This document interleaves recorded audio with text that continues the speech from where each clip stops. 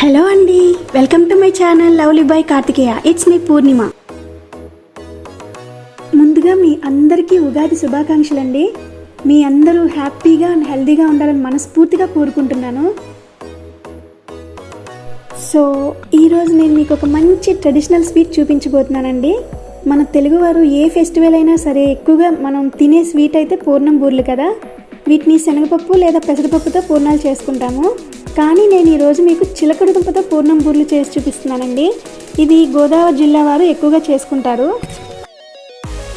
Actually మనం పూర్ణాలు శనగపప్పుతో లేదా పెసరపప్పుతో చేసుకున్నప్పుడు చాలామందికి గ్యాస్ట్రిక్ ప్రాబ్లమ్స్ అని తినరు కదండి. సో నేను ఈ చిలకడ దుంపతో చేస్తే హెల్త్కి కూడా చాలా మంచిదని ట్రై చేశాను. చిన్నపిల్లలకైతే ఇంకా మంచిదండి. అందుకే నేను ఫస్ట్ టైం ట్రై చేశాను. సక్సెస్ అయితే నేను మీకు చూపించాలి అనుకున్నాను. నాకైతే చాలా బాగా వచ్చాయండి. టేస్ట్ అయితే చాలా బాగుంది. అందుకే నేను మీకు ఇప్పుడు చేసి చూపిస్తున్నాను. సో ఫస్ట్ అయితే నేను పూర్ణాలు చేసుకోవడం కోసం పైన బ్యాటర్ రెడీ చేసుకుంటున్నానండి. ఇక్కడ నేను 1/2 కప్ మినపప్పు, 1 కప్ రైస్ తీసుకుంటున్నాను. వీటిని కడిగి 5 అవర్స్ నానబెట్టుకోండి. 5 గంటల తర్వాత పప్పు బియ్యాన్ని మిక్సీలో వేసుకొని గ్రైండ్ చేసుకోండి. ఈ బ్యాటర్ మరీ తిగ్గా లేక పలుచగా మాత్రం చేసుకోవద్దండి. పిండి ఈ కన్సిస్టెన్సీలోకి రావాలి.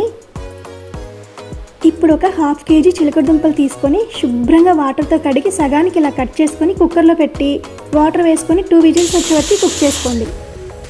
దుంపలు కుక్ అయిన తర్వాత మూత ఓపెన్ చేసి ఒక ప్లేట్లోకి తీసుకొని పైన ఉన్న స్కిన్ని మొత్తం తీసేసి మ్యాష్ చేసుకోండి.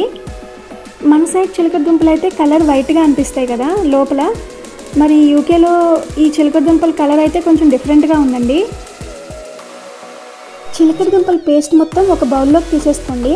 ఇప్పుడు దుంపలు స్వీట్ ఎక్కువ లేకపోతే 1 కప్ వరకు బెల్లం సరిపోతుందండి. స్వీట్ ఎక్కువ ఉంటే మాత్రం 1/2 కప్ మాత్రమే వేసుకోండి. ఇప్పుడు స్టవ్ ఆన్ చేసుకొని ఒక ప్యాన్ పెట్టుకొని బెల్లం వేసుకోండి.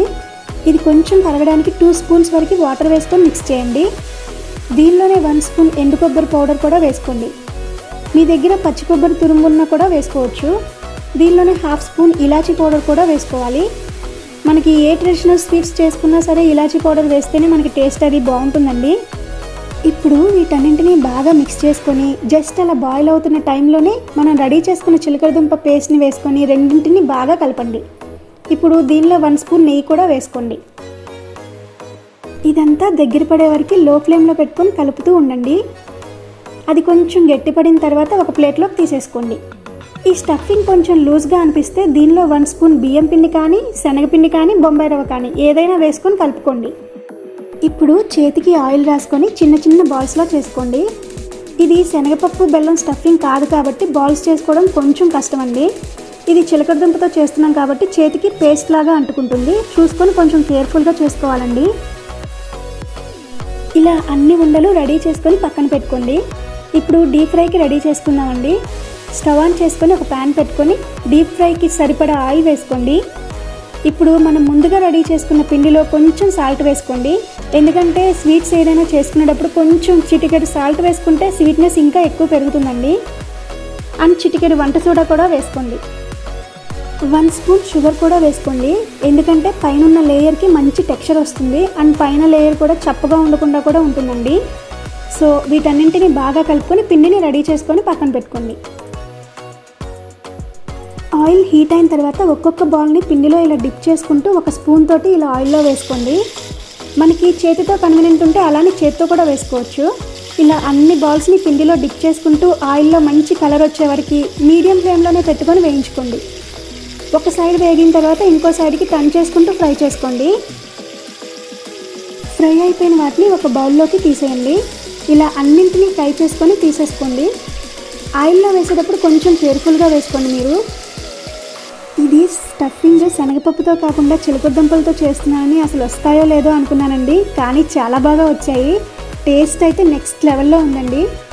ఎప్పుడు రెగ్యులర్గా ఒకేలా శనగపప్పుతోటి పెసరపప్పుతోటే కాకుండా ఈసారి చిలకడ దుంపలతో కూడా పూర్ణం బూరెలు మీరు తయారు చేసుకోండి. డెఫినెట్లీ మీ అందరికీ నచ్చుతుందండి. వన్స్ అగైన్ మీ అందరికీ ఉగాది శుభాకాంక్షలు అండి. Thank you so much for watching and thanks for supporting me.